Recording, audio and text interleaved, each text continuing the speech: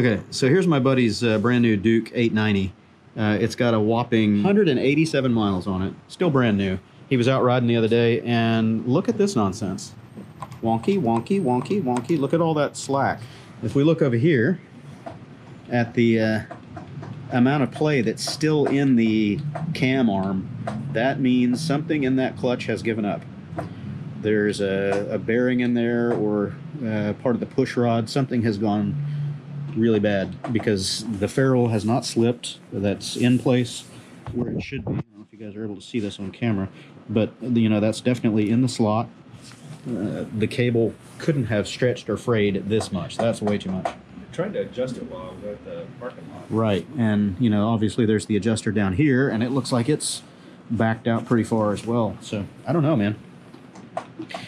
I'm gonna have an appointment to take it back over to Wild West and have them dig into it, but I can almost guarantee you, dollars to donuts, there's something broken in that clutch pack, because the slack starts, or the tension I should say, starts right here, and that's all the engagement he's got in order to shift and disengage the clutch.